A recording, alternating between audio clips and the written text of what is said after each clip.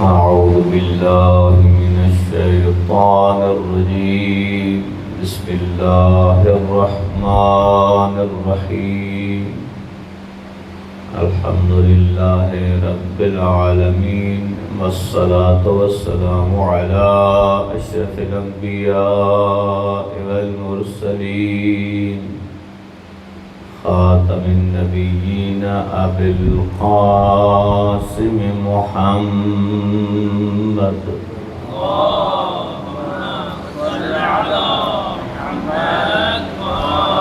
وآله الطيبين الطاهرين المعصومين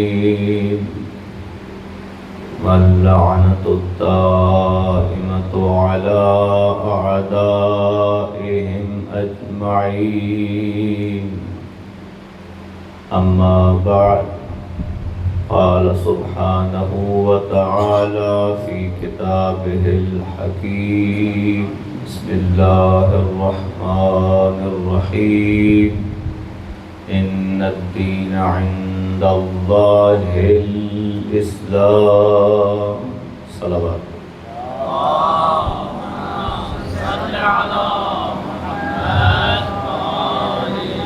اپنی دعاؤں کی قبولیت کے لیے ایک بار پھر مل کے صلوات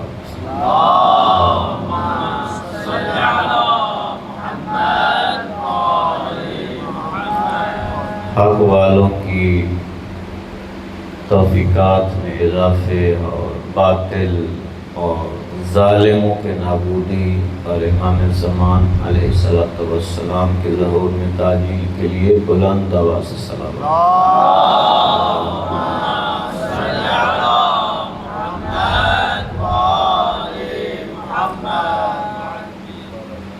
سامعین محترم، محرم تیزی سے گزرتا جا رہا ہے۔ ہم نے پہلے دن آپ سب کی خدمت میں عرض کیا تھا کہ یہ ایام ہم سب کے لیے اس لیے اہم ہے کہ یہ دین شناسی، کربلا والوں کے پیغام کو سمجھنے کا ایک بہترین موقع ہے۔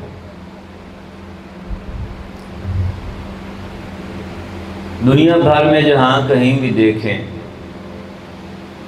جس مذہب اور مکتب کو دیکھیں، سب سے زیادہ بڑا پلیٹ فارم ہمارے پاس موجود ہے۔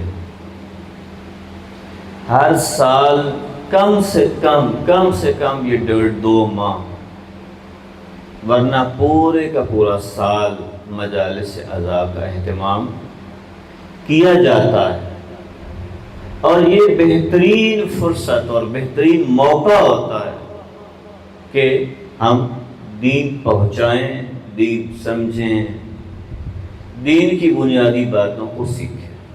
بہترین فرصت ہے،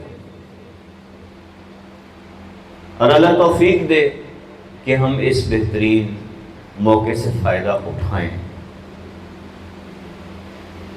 دین فہمی ایک ضروری امر ہے۔ مبتلا بے مسائل، یعنی جو ہماری ضرورت کے مسائل، جو ہماری زندگی میں پیش آنے والے مسائل ہیں، ان کو جاننا، سمجھنا ہر ایک فرد کے لیے ضروری اور واجب۔ البتہ اس میں بہت آگے چلے جانا، تخصص کرنا، اس کے لیے رہنمائیاں موجود ہیں کہ کم سے کم چند لوگ ایسے ہونے چاہیے کہ جو اپنی زندگیاں وقف کر دیں دین کو سمجھنے کے لیے۔ لیکن واجب حد تک ہر انسان کے لیے دین سمجھنا ضروری ہے۔ یہاں تک کہ روایات میں ہے کہ آپ کوشش کرو کم سے کم اگر مصروفیت اتنی ہی بڑھ گئی ہے تو جمعے کا دن ہی وقف کر دو، لیکن دین ضرور سیکھو، بنیادی باتیں ضرور سمجھو۔ اور کل والی جو روایت آپ کے سامنے عرض کی ہے کہ امام چاہتے ہیں کہ ان چاہنے والوں کے سروں پہ کوڑے مارے جائیں تاکہ وہ دین سیکھنے لگ جائیں.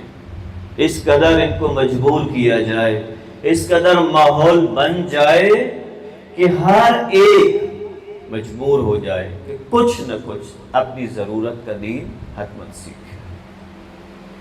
اور دین کی ابتدا امیر کائنات علی ابن ابی طالب علیہ السلام ارشاد فرماتے ہیں اول الدین معرفت. دین کی ابتدا ہی اللہ کی معرفت سے ہوتی ہے. تو جب انسان دین میں داخل ہوتا ہے تو سب سے پہلا کام جو مجھے اور آپ کو کرنا ہے وہ اللہ کی معرفت ہے. اللہ کی معرفت ہوگی تو دین آگے بڑھے گا، تب ہم دیندار بن جائیں گے. یہ ایک بنیادی ترین عقیدہ ہے. اس بنیادی ترین عقیدے میں مسئلہ اور مشکل کہاں ہے؟ جیسا کہ آپ کی خدمت میں عرض کیا ہے کہ چند مراحل ہیں معرفت الہی کو سمجھنے کے. مثلا ان میں سے ایک مرحلہ یہ ہے کہ انسان فطری طور پر اپنے خالق و مالک کو، اپنے اللہ کو جانتا ہوتا ہے، اور پھر توجہ نہیں کرتا اپنی فطرت کی طرف. ایک صاف شفاف شیشہ موجود ہے، اب اپنا آئینہ موجود ہے، آپ اپنی تصویر دیکھ سکتے ہیں، لیکن کیا ہوا؟ کافی عرصہ ہو گیا آپ نے اسے استعمال ہی نہیں کیا. اب اس پہ گرد و غبار ہے. گرد و غبار اس قدر ہے کہ آپ اپنے سامنے شیشہ رکھتے ہیں، کچھ نظر ہی نہیں آ رہا. یا تو آئینہ ہی خراب ہو نا، جس پہ داغ لگے ہوں، جگہ جگہ سے خراشیں آئی ہوں، پھر تو چلو بات سمجھ آتی ہے کہ آپ کی خوبصورت تصویر اس میں نہیں آئی. لیکن بعض اوقات آئینے پر گرد و غبار اتنا زیادہ ہوتا ہے کہ وہ تصویر ہی نظر نہیں آ پا رہی. جو ہی آپ اس آئینے پر ہاتھ پھیر دیتے ہیں، کپڑا مارتے ہیں، مٹی گڈھا صاف کرتے ہیں، اس کے بعد دیکھتے ہیں وہ تو بالکل ہی صاف شفاف ہے، وہ تو آپ کو اپنی پوری تصویر دکھا رہا ہے. اسی طرح عرض کیا تھا آپ کو کہ دنیا جہان میں ساری مائیں محبت کرتی ہیں. ہاں، بعض مائیں ایسی ہیں جو اپنے بیٹوں کو قتل کر ڈالتی ہیں، اپنی اولادوں کو مار ڈالتی ہیں، زہر دے دیتی ہیں. تو یہ بہت کم ہوتا ہے جب اپنی فطرت سے بغاوت کی جاتی ہے. انسان اپنی فطرت سے بغاوت کرنے لگ جاتا ہے تو اپنی فطرت کی طرف جو ہی متوجہ ہوں گے آپ کو اللہ نظر آئے گا. اس لیے فرماتے ہیں کہ کائنات کا ذرہ ذرہ اللہ رب العزت کی نشاندہی کرتا ہوا نظر آتا ہے، کوئی دیکھنے والی آنکھ ہو. آنکھیں تیز کر تاکہ اللہ رب العزت کا وجود سمجھ میں آئے. اور پھر آپ کو عرض کیا کہ جو فطرت کے بعد کا مرحلہ ہے، اللہ نے ہمیں حواس دی ہیں، آنکھ، کان، زبان، لمس کی قوت، سوچنے کی قوت، طاقت، سارے کے سارے حواس ظاہری و باطنی. قرآن بار بار جھنجھوڑ رہا ہے کہ اپنے ان حواس سے استفادہ کرو. جاؤ دیکھو اللہ کی آیات کو، غور کرو، اللہ کی نشانیاں تو موجود ہیں.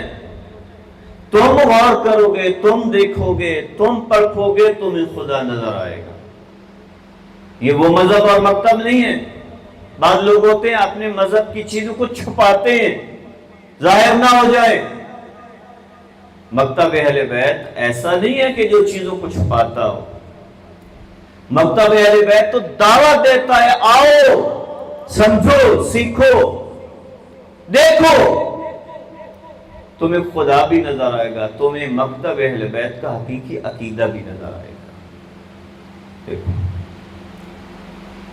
پھر فرمایا لقومی یعقلون، عقل رکھنے والوں کے لیے اللہ کی طرف سے نشانیاں موجود ہیں، اگر سوچنا چاہو۔ صلوات پڑھ لیں محمد والے۔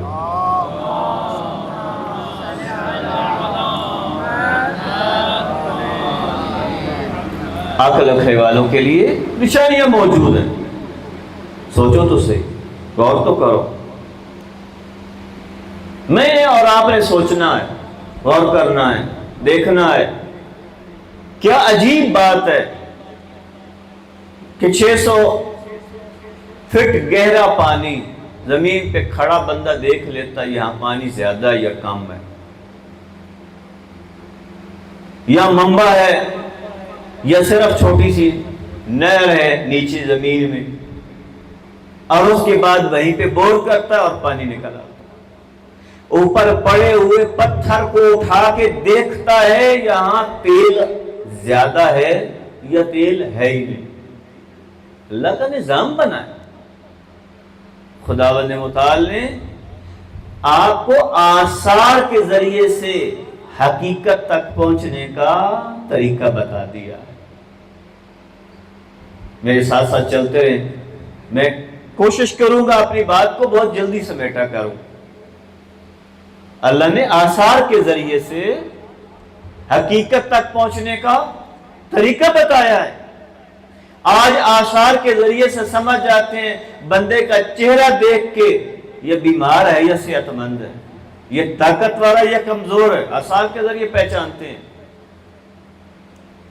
اس طرح کو پانی نہیں مل رہا، اس کی اور کو مشکل ہے، یہ فصل خراب ہوئی ہے تو کیوں ہو گئی ہے۔ ہر ایک چیز کو آثار کے ذریعے سے پہچان لیتے ہیں اور یقین بھی کر لیتے ہیں، تو کیوں ہم اللہ رب العزت کو آثار کے ذریعے سے کیوں پہچان پاتے ہیں؟ آثار ہمیں، سارے کے سارے آثار ہمیں اللہ تک لے کے جا رہے ہیں، کائنات کے خالق و مالک تک پہنچا رہے ہیں۔ آئیے ایک چھوٹا سا جھگڑا ہے کہ جس کا قرآن نے ذکر کیا، دل ہے کہ آج وہ جھگڑا سنتے ہیں، ہے کیا؟ سورہ بقرہ میں ہی ہے کہ جس میں جھگڑا کرنے والا کون ہے؟ خدائی کا دعویٰ کرنے والا۔ اچھا، یہاں پہ ایک اہم بات ذہن نشین رہے کہ جتنے بھی بڑے بڑے خدائی دعوے کرنے والے لوگ ہیں، خدا کے منکر نہیں ہیں، خدا کے وجود کا انکار نہیں کرتے، پھر کس چیز کا انکار ہے؟ آپ کے لیے تعجب کی بات ہوگی، خدا کے وجود کا انکار نہیں، خدا کے اختیارات کا انکار ہے۔ جھگڑا اختیارات پر زیادہ ہے۔ کسی بھی شیعہ سے پوچھیں، نصیریوں سے بھی حتی پوچھیں، کائنات کس نے بنائی؟ اللہ نے۔ تمہیں کس نے بنایا؟ اللہ نے۔ پھر مولا علی کو سب کچھ دے دیا ہے، وہ خود چلا رہے ہیں کائنات کو، اب ہمیں سب کچھ وہی دیتے ہیں۔ تو پھر اختیارات کا پرابلم ہے۔ یہ جو بت پرست تھے یہ خدا کو تو مانتے تھے، لیکن اب خدا نے سارے کے سارے اختیارات بتوں کو دے دیے۔ بارش کا اختیار اس بت کو مل گیا ہے، اولاد کا اختیار اس بت کو مل گیا ہے، جناب دعائیں قبول کرنے کا اختیار اس کو مل گیا۔ اب ان کے سامنے جھکو گے تو یہ مل جائے گا، اولاد بھی ملے گی، بارش بھی آئے گی، دعائیں بھی قبول ہو جائیں گی۔ شاید ہندو بھی اللہ کا منکر نہ ہو، بدھ مت بھی اللہ کا منکر نہ ہو، ممکن اللہ کے وجود کا منکر نہ ہو، لیکن اللہ کے اختیارات کے منکر۔ نمرود کے بارے میں ملتا ہے، نمرود اللہ کے وجود کا منکر نہیں تھا، قرآن کی آیات کا سیاق بتا رہا ہے۔ صلوات پڑھیں محمد و آل محمد۔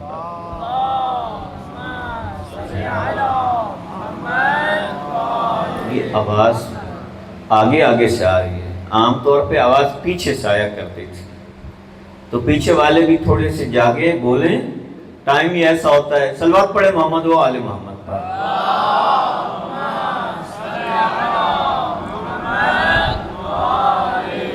पैगंबर को हुक्म हो रहा है, पैगंबर देखिए, अल्लज़ी हाज्ज इब्राहीम फी रब्बिह, कि जो इब्राहीम के साथ झगड़ रहा है अपने रब के बारे में, रबूबियत के बारे में झगड़ रहा है, अल्लाह के बारे में झगड़ रहा है, अल्लाह के वजूद नहीं, अल्लाह के इख्तियारात। अनअताहुल मुल्क, तभी तो है कि अल्लाह ने जिसे इख्तिदार सौंपा है, वो इख्तिदार उसके पास मौजूद है। क्यों अल्लाह ने इख्तिदार सौंपा है? क्योंकि वो अकीदा रखते थे कि ये जो सूरज है ये सबसे बड़ा देवता है और सूरज देवते के सारे इख्तियारात अब नमरूद के पास मौजूद है। अब नमरूद है कि जो जिंदा भी करता है, मारता भी है, रिस्क भी देता है, सबके सारे मामलात के इख्तियारात नमरूद के पास। अब वो झगड़ा कर रहा है। हज़रत इब्राहीम ने कहा मेरा रब तो वो है कि जो तौहीद, अल्लाह एक है, सब कुछ वही है। तो नमरूद को ये बात समझ नहीं आ रही, झगड़ा करने लग गया। फिर कहता है ऐ इब्राहीम, तुम्हारा रब कौन है कि जिसकी, मैं भी तो तुम रब का ही नुमाइंदा हूं ना, तुम भी आ गए और तुम भी दावा करते हो कि मैं भी रब का और अल्लाह का नुमाइंदा हूं, तो बताओ तुम्हारा रब है कौन सा? तो हज़रत इब्राहीम तारुफ करवाते हैं, इज़ क़ाल इब्राहीम रब्बी अल्लज़ी युह्यी व युमीत, मेरा रब वो है कि जो मारता भी जिंदा भी करता है। मौत तो हयात उसी के इख्तियार में है। कहता है ऐसे काम मैं भी कर लेना, तवज्जो है ना आप सबकी, ऐसे काम मैं भी कर लेना, मार भी लेता हूं, जिंदा भी कर लेता हूं। राहगीर को पकड़ा, उसके कत्ल का हुक्म दे दिया और एक जेल में जिस पे सजाए मौत हो चुकी थी उसे कहा चल तू मौज कर। कहा ये देखो जिसकी अभी तक जिंदगी बाकी थी मैंने मार दिया, जिसको मौत आनी थी मैंने छोड़ दिया, जिंदा कर दिया। तो मौत और हयात, हज़रत इब्राहीम ने कहा कोई मसला नहीं, इस पे झगड़ना नहीं है मैंने। तवज्जो फरमाए, ये मुबल्लिगीन के लिए उलमाए किराम, तलबा तवज्जो करें कि बाज़ चीजें उसी वक्त समझाने वाली नहीं होती। अभी नहीं समझाया, झगड़ा नहीं किया इस बात पर कि तुमने किस तरह का माना और मफहूम लिया, क्योंकि बाद में बात समझा लेंगे। अगली दलील पे पहुंच गए, कहा तुम तो सूरज के नुमाइंदे हो ना, सूरज देवता बड़ा नुमाइंदा देवता है, तो आओ मेरा रब वो है कि जो सूरज को मशरिक से निकालता है और मगरिब में गुरूब करता है। अगर तुम नुमाइंदे हो, अगर तेरे पास इख्तियारात हैं, तुम खुदा हो, तो फिर इख्तियारात तो है ना तुम्हारे पास, तो फिर ये काम करो कि मगरिब से सूरज को तुलू करो, मशरिक में गुरूब करो। फबुहितल्लज़ी कफर, हैरान शस्तर रह गया, इसलिए कि वो इख्तियारात तो थे नहीं कि जिसका वो दावा किया करता था। वो तो झूठ मूठ के इख्तियारात बनाए हुए थे। अब जब सादा सी दलील है, अल्लाह हमें भी बुरहान काते नसीब फरमाए कि जो दलील दे इंतहाई पुख्ता और क़यामत तक आने वाले लोगों के लिए दलील बन जाए, बुरहान बन जाए। कितनी खूबसूरत दलील दे दी है। तुम्हारे पास इख्तियारात हैं, तुम कुदरत रखते हो, तुम खुदा हो, तो ये छोटा सा काम ही कर दो। फबुहितल्लज़ी कफर, परेशान हैरान। और फिर आपको मालूम है, उम्मीद है तारीख बहुत सारी दफा सुना है आपने ये वाकया कि इससे खौफ खाते हुए हजरत इब्राहीम को जेल में डाल दिया गया। तवज्जो है ना आप सबकी, जेल में डाल दिया गया। कुछ दिन गुजरे, एक दुनिया की बहुत बड़ी आग जला दी गई, और इतनी बड़ी आग जलाई कि जो दुनिया में जाहिरन इतनी बड़ी कहीं पर भी आग नहीं जली। लकड़ी इकट्ठी की गई, मंजनीक के जरिए से हजरत इब्राहीम को आग में फेंक दिया गया। आप जरा तवज्जो फरमाएंगे, ये नुक्ता बहुत अहम है। نمرود اپنی اختیارات سے چاہتا ہے جو اس نے پہلے کہہ دیا ہے کہ موت بھی میرے ہاتھ میں ہے، زندگی بھی میں دیتا ہوں۔ اب نمرود خدا، جھوٹا خدا، یہ کہہ رہا ہے کہ نمرود کو آگ میں جلا دو، مار ڈالو۔ حقیقی اللہ کہہ رہا ہے کہ اختیارات تمہارے پاس نہیں، میرے پاس ہیں، اب تم مار کے دکھاؤ اور میں زندہ کر کے دکھاؤں گا۔ اللہ رب العزت نے اتنی بڑی آگ میں گئے ہوئے ابراہیم کو بچا کر بتایا ہے کہ حقیقی خدا تم نہیں، اختیارات تمہارے پاس نہیں، میرے پاس ہے۔ پھر تھوڑا اور آگے بڑھیے، اگلی آیت ہی بتا رہی ہم سب کو، اور وہ بڑا اچھا پھر پیغام ہے کہ مردوں کو زندہ، ایک بات چل پڑی ہے نا، اور عرب میں بھی بہت سارے لوگ اعتراض کیا کرتے تھے، اے اللہ مردوں کو زندہ کیسے کرتا ہے، ہڈیاں ہو جاتی ہیں، ریزہ ہو جاتی ہیں۔ ایک بندہ تھا، اس نے جناب ایک بہت عرصہ پرانی ہڈی اٹھائی جو اب مٹی کے ساتھ اس قدر مل چکی تھی، جو ہی اس نے ہاتھ میں رکھا یوں تو وہ بھربھری تھی، ایسے مٹی ہو کے اڑ گئی۔ کفار مشرکین مکہ کہا کرتے تھے، یہ اللہ ان ہڈیوں کو کہ جو خاک میں مل چکی ہیں دوبارہ زندہ کیسے کرے گا؟ اللہ نے پھر ایک اور واقعہ یاد دلایا۔ وہ واقعہ ہے، دو روایات ہیں، بعض کہتے ہیں کہ حضرت یرمیہ اور بعض کہتے ہیں حضرت عزیر علیہ السلام، ان میں سے کوئی ایک تھا۔ شہر کے بارے میں بھی کچھ اختلاف ہے، بعض بیت المقدس یروشلم سمجھتے ہیں، بعض۔ بات کیا ہے؟ او کالذی مر علی قریۃ وہی خاویۃ علی عروشها، ایک ایسی بستی کے قریب سے گزرے، وہ بستی ساری کے سارے چھتوں کے نیچے گر چکی تھی اور لوگ مر چکے ہیں، ابھی تک ان کی ظاہراً لاشیں پڑی ہیں یا ہڈیاں پڑی ہیں ظاہراً۔ اور پھر جب حضرت دیکھتے ہیں تو پھر پوچھتے ہیں، پروردگار خدایا انا یحیی ھذا اللہ بعد موتھا، توجہ پوری کرنی ہے، یہ بات اہم ہے میرے آپ سب کے لیے۔ ایک دفعہ ہے کہ موت اور حیات کا، کہ اللہ کیسے مردوں کو زندہ کرتا ہے، یقین نہیں ہے، تو یہ کیسے ممکن ہے کہ نبی کو اس بات پر بھی یقین نہ ہو کہ اللہ مردوں کو زندہ کیسے کر لیتا ہے؟ یہاں یہ بات نہیں ہے کہ مردوں کو زندہ کر لیتا ہے یا نہیں، یقین نہیں آ رہا، اللہ میرے سامنے ثابت کرو، ایسا نہیں ہے۔ حضرت چاہتے ہیں اللہ رب العزت سے کہ پروردگارہ تو مردوں کو تو زندہ کرتا ہے، لیکن طریقہ کار کیا ہے؟ کیسے تو مردوں کو ترتیب، طریقہ کار، کیفیت کیا ہے تو مردوں کو زندہ کر دے؟ پروردگار مجھے دکھا کہ تو زندہ کر کیسے لیتا ہے، ترتیب کیا ہے تیری؟ تو پھر اللہ رب العزت کیا کہہ رہا ہے؟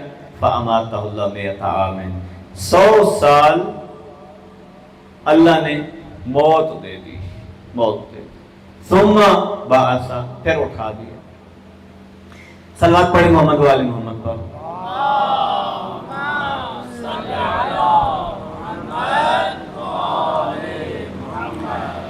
پھر اٹھا دیا، ساتھ ایک گدھا بھی تھا، کھانا بھی کہیں تازہ تازہ کہیں سے لیا ہوگا اور ادھر سے گزرے ہوں گے، تو خیر وہاں پہ اللہ نے موت دے دی اور گدھا بھی مر گیا، کھانا بھی وہیں کا وہیں پڑا رہ گیا۔ ظاہر یہ صبح کا وقت تھا اور دوپہر یا شام کے وقت دوبارہ سے اٹھے، چاروں طرف سے دیکھتے ہیں، وہ ٹائم تو نہیں ہے کہ جس ٹائم میں میں کہیں سویا تھا۔ تو پوچھا گیا کتنی دیر؟ کہا ادھا دہاڑ یا ایک دہاڑ زیادہ زیادہ ستا ہوا سمے. کہا نہیں آدھا دن یا ایک دن نہیں، 100 سال تم یہاں مردہ حالت میں پڑے تھے، اللہ نے تمہیں اٹھایا ہے. اگر یقین نہیں آ رہا نا، اگر یقین نہیں آ رہا، اپنے گدھے کی طرف دیکھو، وہی گدھا ہے تمہارا، اس کی تو ہڈیاں بنی پڑی ہیں، ہڈیاں ہی بالکل اپنے اختتام کو پہنچ رہی ہیں. جب دیکھتے ہیں حیران. پھر کہا ذرا کھانے کی طرف دیکھو. جب کھانے کی طرف دیکھتے ہیں وہ تو تر و تازہ ہے، وہاں تو بھاپ نہیں کر رہی ہے، مزے. حیران ہوئے اللہ کی قدرت پہ. اللہ رب العزت نے جسے بہت جلدی خراب ہو جانا چاہیے تھا وہ تو بالکل تر و تازہ، اور جسے بہت عرصے بعد خراب اور مرنا چاہیے، ہڈیاں بوسیدہ ہونی چاہیے، وہ خراب ہو پڑا. پھر اللہ نے کیا کیا؟ پھر آہستہ آہستہ اے عزیر دیکھو ذرا، یہ تمہارا گدھا زندہ کیسے ہوتا ہے؟ اب وہ ساری کی ساری بکھری ہڈی پھر سے جڑنا شروع ہو گئی، ایک ایک ہڈی اپنی اصل حالت میں آتی گئی. پھر سامنے ہی گوشت چڑھتا گیا. تھوڑی دیر گزری وہ زندہ سلامت گدھا موجود تھا. سبحان اللہ. اللہ رب العزت دکھا رہا ہے اپنی قدرت اور طاقت دکھا رہا ہے. اے نمرود، زندگی اور موت تیرے ہاتھ میں نہیں، اللہ کے ہاتھ میں. رزق تیرے ہاتھ میں نہیں، اللہ کے ہاتھ میں. اسی لیے ایک اور مقام پہ پھر یہ اگلی آیت ہے تیسری، اسی کے ساتھ جڑی ہوئی ہے. وہ حضرت ابراہیم علیہ السلام کے بارے میں ہے کہ پر فرماتے ہیں اولم تؤمن، جیسے کہا کیف تحیی الموت، مردوں کو کیسے زندہ کرتا ہے، تجھے ایمان نہیں ہے؟ ایمان تو ہے یا اللہ کے، تو ہی مردوں کو زندہ کرتا ہے، پر پھر کیفیت دیکھنا چاہتا ہوں. کہا 4 پرندے لے لو. اچھا ہوا یہ تھا کہ ایک نا دریا کے کنارے پہ ایک جانور کی لاش پڑی تھی. اس لاش میں سے کچھ پرندے کھا رہے تھے، اور پھر کیا ہوا؟ اچانک دیکھتے ہیں کہ جس لاش کے ٹکڑے پرندے کھا رہے ہیں، ظاہراً پرندوں کی خوراک بن رہی ہے، اور یہ پرندے جب مریں گے زمین بوس ہوں گے، زمین کا حصہ بن جائیں گے، کسی درخت کی خوراک بن جائیں گے، کسی اور کی خوراک بن جائیں گے. یہ یا اللہ پھر یہ سارے کے سارے آزاد جڑ کیسے جائیں گے؟ سوال ہوتا ہے نا جوانوں کے لیے. تو اللہ نے کہا اچھا اس کا بھی علاج تندرست ہے، 4 پرندے لے لو، چاروں کا قیمہ کر دو. اچھا قیمہ کر کے مکس کرو. سارا مکس ہو گیا. کہا یہ 4 پہاڑیاں جو قریب چھوٹی تھی، چھوٹی چھوٹی، ان کے اوپر تھوڑا تھوڑا رکھ کے آ جاؤ. جب رکھ کے آ گئے، واپس آنے کے بعد کہا اب ان سب کو پکارو. جب پکارا، جو جیسا تھا ویسا ہی ابراہیم کے پاس پہنچا. تو اللہ رب العزت اپنی نشانیاں دکھاتا ہے. مردوں کو زندہ کرنا بھی میرا کام، بکھرے ہوئے اعضاء کو اکٹھا کر کے دوبارہ زندہ کرنا بھی اللہ کہتا میرا ہی کام، کسی اور کا کام نہیں. یہ ہے انسان کا دل آمادہ ہو جائے. آپ کی زندگی میں کتنے واقعات ایسے گزرے ہوں گے، میں بات تمام کرنے لگا ہوں، کتنے واقعات ایسے گزرے ہوں گے. کبھی بیٹھا کریں، سوچا کریں کتنے واقعات ایسے ہیں جو آپ کے بس میں ہی نہیں تھا، ممکن ہی نہیں تھا. ساری دعائیں آپ کی ایک طرف، ساری کوششیں آپ کی ایک طرف، کچھ بھی حل نہیں نکل رہا. اچانک سے ایک مسئلہ حل ہو جاتا ہے، غیبی قوت کے بغیر بھی وہ حل نہیں ہونے والا. تو آپ اپنے وجود کے اندر اللہ کے وجود کی نشانیاں دیکھیے. اس کے لیے میں ایک بچوں کے لیے جوان بیٹھے ہیں دوست، ایک واقعہ نقل کرنا چاہتا ہوں. صلوات پڑھے محمد و آل محمد پر.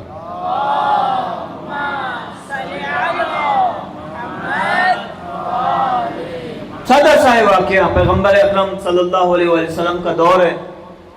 ایک ماننے والا تجارت کی غرض سے شام جایا کرتا تھا. ایک دن شام سے واپس لوٹ رہا، اکیلا تھا.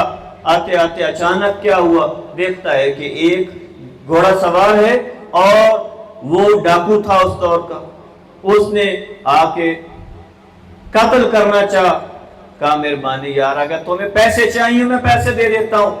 کہا پیسے ویسے نہیں, تمہیں قتل کرنا ہے تاکہ تم میری شکایت حکمران کے سامنے نہ کر سکو. اچھا تو مجھے ہی قتل کرنا چاہتا ہے. کہا پھر ایک کام کرو, صرف تھوڑا سا وقت دے دو, ہے تو آس پاس کوئی بھی نہیں, مارنا تو تم نے مجھے ہے ہی, تو تھوڑا سا وقت دے دو, 2 رکعت نماز پڑھ لوں میں.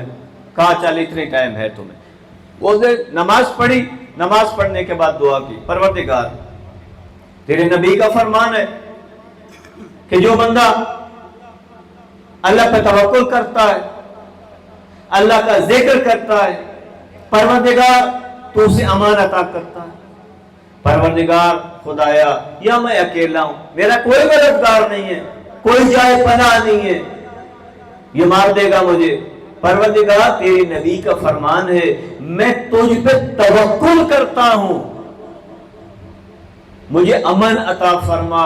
یہی باتیں کر رہا تھا کہ ایک اور شخص اچانک سے نمودار ہوا اور اس نے اس ڈاکو پہ حملہ کیا. وہ ڈاکو پھر نار ہوا اور اس کے بعد پوچھتا ہے اس شخص سے, اے شخص, اے گھوڑے سوار, بتا تو کون ہے کہ ایسے وقت میں جب کوئی بھی امید باقی نہیں بچی تھی تو آیا اور میری مدد کی. کہا میں تیرا توکل ہوں. توجہ ہے نا, کہا میں تیرا توکل ہوں کہ میں آسمان پہ تھا, تو اللہ پہ توکل کر رہا تھا. جبرائیل نے مجھے کہا جاؤ اپنے صاحب کی مدد کرو, میں تیرے پاس آیا ہوں چونکہ تو نے توکل کیا ہے. اللہ نے مجھے شکل عطا کی ہے تاکہ میں تیری مدد کو پہنچوں. اور یہی شخص پیغمبر اکرم صلی اللہ علیہ وسلم کے پاس جاتا ہے, پورا واقعہ سناتا ہے, تو پیغمبر فرماتے ہیں کوئی شک نہیں, توکل کرنے والوں کو ہی اللہ بڑے درجے عطا کرتا ہے. تو جو شخص اللہ پہ یقین کر لیتا ہے, اللہ پہ توکل کر لیتا ہے, دوستو اللہ رب العزت ہر جگہ پھر اس کی مدد کرتا ہے. اپنے وجود کے اندر احساس کریں اس طرح کے واقعات کہ جب آپ کے پاس کچھ نہ تھا اللہ نے تمہاری مدد کی ہے, غیبی قوت مددگار بن گئی ہے. اپنے اندر اس کائنات میں اللہ کو ڈھونڈیے, اپنی فطرت کو پاک کیجیے, اپنی عقل کو استعمال کیجیے, آپ کو اللہ رضا دے گا. اگرچہ ابھی میں نے 4 مرحلے بیان کیے, ایک 5واں مرحلہ موجود ہے.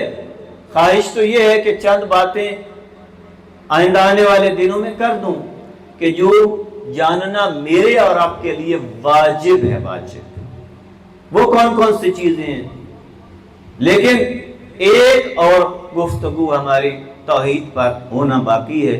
وہ مکمل ہوئی تو انشاءاللہ کوشش کریں گے کہ اگلی باتیں چند آپ کی خدمت میں عرض کریں. بس ایک واقعہ اور آپ کی خدمت میں عرض کر دوں چونکہ ہمارے جوان بچے تاکہ ان کی نیندیں بھی اڑ جائیں, اور واقعہ بھی ہمیشہ کے لیے بڑا خوبصورت اور پیارا واقعہ ہے. میرے اور آپ سب کے لیے بھی بہت انشاءاللہ سبق آموز ہے, اور ہمیں بھی جھنجھوڑ رہا ہے کہ ہم اللہ پہ کتنا ایمان رکھتے ہیں. ایک دن ایک علاقے میں نا بارش نہیں ہو رہی تھی, اب تو الحمدللہ ہمارے یہاں ہو گئی, بارش نہیں ہو رہی تھی. سب لوگوں نے مولانا صاحب کے سے کہا کہ مولانا صاحب بارش نہیں ہو رہی, کوئی دعا کرے, مل جل کے کوئی نماز استسقاء پڑھے. کہا ٹھیک ہے. پھر ایک دن معین ہو گیا اور کہا کہ سارے کے سارے باپ, مرد, عورتیں, بچے, بوڑھے, سارے کے سارے جو ہے نا یہ باہر جائیں گے شہر سے اور وہاں جا کے مل کے دعا کریں گے, ننگے پاؤں سب نے جانا ہے. خیر سب کو طے ہو گیا. اس دن سارے کے سارے شہر سے باہر نکلے اور میدان میں گئے. مولانا صاحب بھی ساتھ جا رہے ہیں, اور جب مولانا صاحب سٹیج پہ پہنچے, آگے پہنچے تاکہ نماز استسقاء پڑھیں اور دعا کریں بارش کی, کیا دیکھتے ہیں پورے کے پورے مجمع میں سے ایک بچہ ہے کہ جس کے ہاتھ میں چھتری ہے. توجہ میری طرف کریے, جس کے ہاتھ میں چھتری ہے. مولانا صاحب حیران پریشان, واپس میں نے نہیں نماز پڑھانی, جاؤ بچے کی طرف جا پہنچے. لوگوں نے کہا مولانا صاحب کیا ہوا؟ کہا اس بچے کے یقین کو دیکھو، اگر تمہارا یقین اسی طرح ہو گیا اللہ بارش نازل کر دے گا. اپنے یقین کو بڑھاؤ کہ جب تم اللہ کی حضوری دعا کرنے جا رہے ہو، کائنات کے خالق و مالک اور ساری قدرتوں کے مرکز کے سامنے ہاتھ بلند کر رہے ہو، تو اس یقین کے ساتھ ہاتھ بلند کرو کہ اللہ اسے خالی نہیں لوٹاتا. تو جب اس یقین کے ساتھ آپ اللہ کو پکارتے ہو تو اللہ تمہاری آواز پر لبیک کہتا ہے. عزاداران امام حسین توجہ فرمائیں. اور یہ واقعات اگرچہ سادہ اور چھوٹے چھوٹے واقعات ہیں لیکن ہمارے لیے بہت بڑا پیغام ہے. ہماری زندگیوں میں بہت ساری باتیں نماز ہیں لیکن اللہ کے وجود کا، اللہ کے دینے کا یقین نہیں ہو پاتا. صلوات پڑھیں محمد و آل محمد.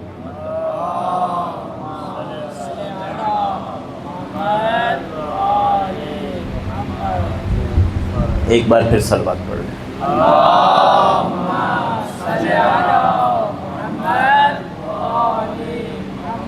بس اسی توحید کو سمجھنا ہے اور بہترین سمجھایا ہے تو کربلا والوں. اللہ پہ اتنا یقین تھا، حق کے لیے اتنا ڈٹ گئے کہ پھر اپنی جانوں کی پرواہ بھی نہ کی. 28 رجب امام کا کارواں مدینہ سے نکلا ہے. 5 شعبان کو مکہ پہنچا اور حسب روایت 9 ذی الحج کو جب حاجی حج کر رہے تھے اس وقت امام کربلا کی طرف روانہ ہوئے اور منزلیں طے کرتے کرتے کرتے 2 محرم الحرام کو کربلا میں پہنچے. جب امام مکہ میں موجود تھے تو کوفہ والوں کے بہت سارے خط امام کو پہنچ رہے تھے کہ ہمارے پاس کوئی امام نہیں ہے، کوئی رہنما نہیں ہے، ہماری فصلیں پک چکی ہیں، لوگ تیار ہیں، اپنے امام کی اطاعت کے لیے آمادہ ہیں اور آپ جا ہی رہے ہیں، مدینہ کو چھوڑ ہی دیا ہے، تو آپ کہیں اور نہ جائیں، ہماری طرف تشریف لائیں تاکہ ہم آپ کے ساتھ مل کر یزید کا تختہ الٹ دیں. امام نے خطوں کے جواب میں اپنا ایک سفیر بھیجا ہے کوفہ کی طرف اور یہ کہتے ہوئے بھیجا ہے کہ یہ میرا بھائی اور میرا قابل اعتماد ہے، میں دیکھنا چاہتا ہوں کہ تم واقعاً اپنی بات میں سچے ہو. راستے کی مشکلات طے کرتے حضرت کوفہ پہنچے. کوفہ میں مختار ثقفی کے گھر کچھ دن قیام کیا، جگہ بدلتے رہے یہاں تک کہ حضرت ہانی بن عروہ کے گھر میں تشریف فرما ہوئے. اور اتنے میں یزیدی لوگوں نے دیکھا کہ اب تو کوفہ ہاتھ سے نکل رہا ہے، اس لیے کہ خط لکھنے والوں نے حضرت مسلم کے ہاتھ میں بیعت شروع کر دی تھی اور بعض روایات کے مطابق کم و بیش 18 سے 30 ہزار کے درمیان لوگوں نے حضرت مسلم کے ہاتھ پہ بیعت کی ہے. خط لکھا گیا ابن زیاد کو اور ابن زیاد کو بصرہ کے ساتھ ساتھ کوفہ کی گورنری بھی دے دی گئی. ایک خبیث اور یہ ملعون جب کوفہ میں پہنچا تو لوگوں کو ڈرانا دھمکانا شروع کیا. کہا کہ اگر تم نے مسلم کا ساتھ دیا یا کسی کے حتی خاندان میں بھی مسلم موجود ہوا یا کسی نے مدد کی ہوئی تو میں اس پورے خاندان کو تہس نہس کر دوں گا، ان کے گھروں کو جلا ڈالوں گا، ان کے مردوں کو مار ڈالوں گا. جب یہ خوف کی فضا کوفہ میں طاری ہوئی، سفیر حسین آہستہ آہستہ تنہا ہوتے چلے گئے۔ عزادارو، ایک وقت وہ آیا ہے کہ جب حضرت مسلم نماز میں تھے، چند لوگ تھے، اور جب نماز تمام ہوئی، مسجد سے باہر نکلے تو ساتھ ایک فرد بھی نہیں تھا۔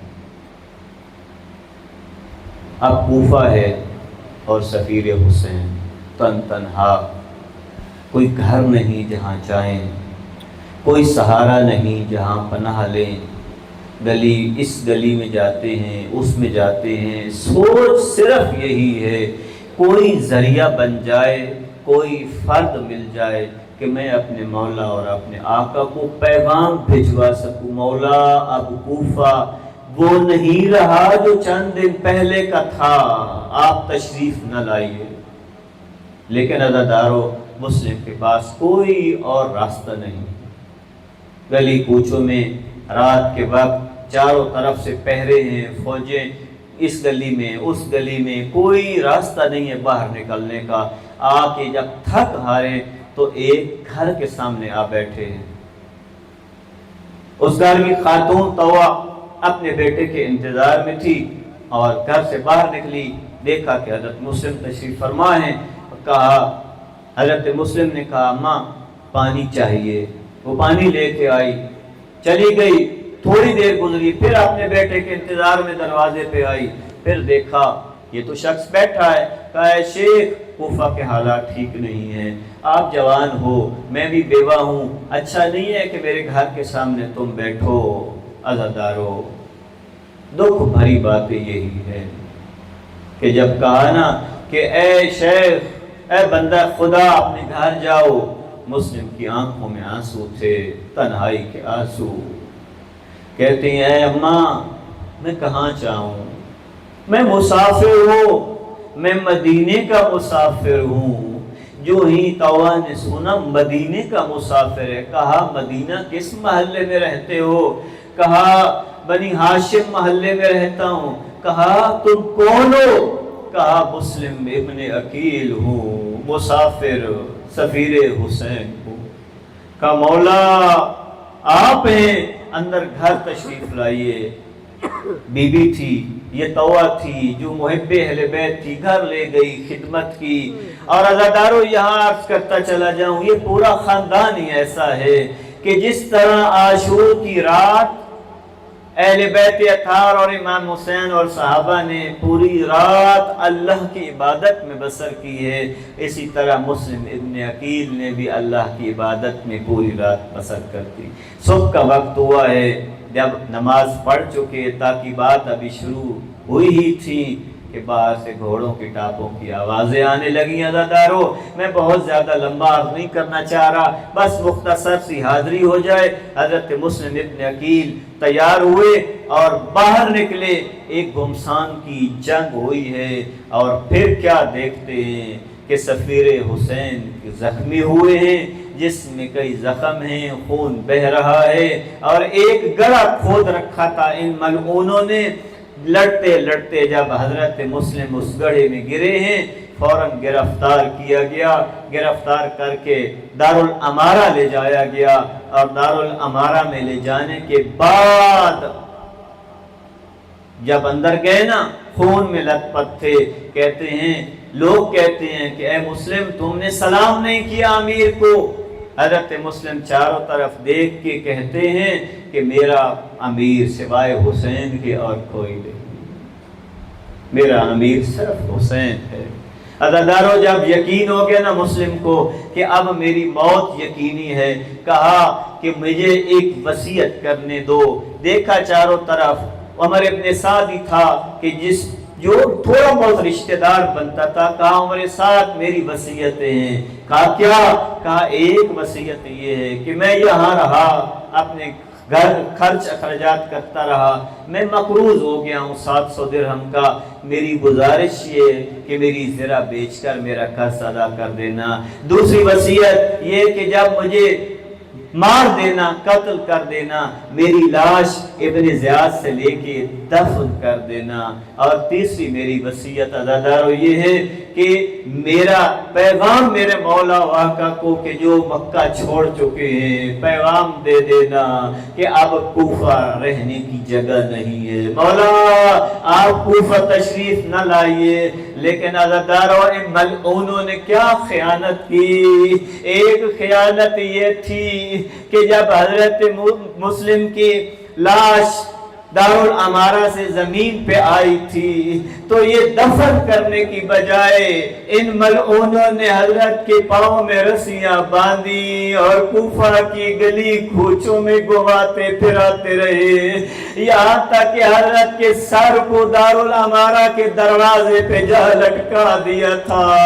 عزاداروں میں کہوں گا اے مسلم آپ ابھی بھی خوش قسمت ہیں، ابھی بھی خوش قسمت ہے۔ لیکن عزاداروں کربلا میں روز عاشور مولا حسین کو دیکھیے کہ جو تنہا میدان کربلا میں فوج اشقیا سے لڑ رہے ہیں،